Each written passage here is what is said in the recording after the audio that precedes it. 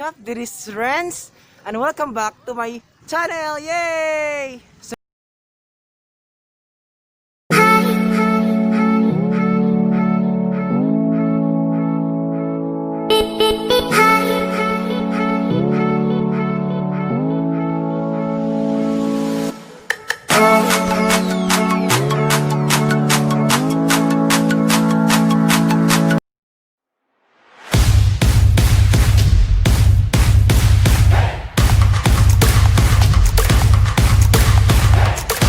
up, this is Renz, and welcome back to my channel! Yay! So yun guys, andito ako sa Bayongan Dam. So itong Bayongan Dam, ayan.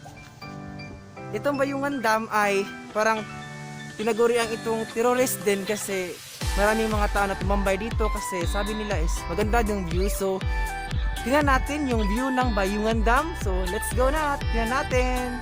Ito. So dito.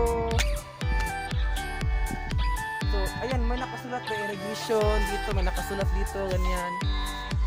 So, ito ang view ng Bayongan Dam. So,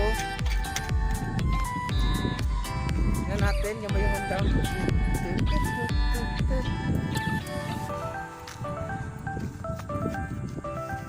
Tingnan natin yung Bayongan Dam.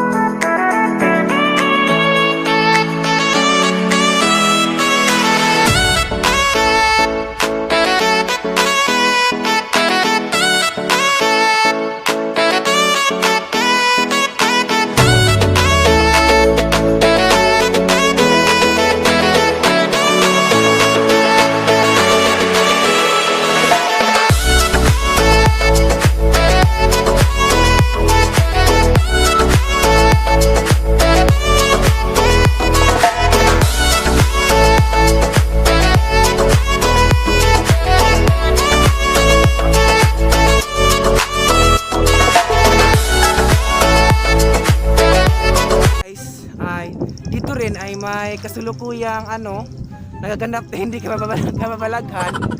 So dito rin guys ang may yung nahulog yung kabarangay ko din. So nahulog dito yung namatay kabarangay ko din. So tingnan natin yung area kung saan nahulog, may nahulog na sakayan.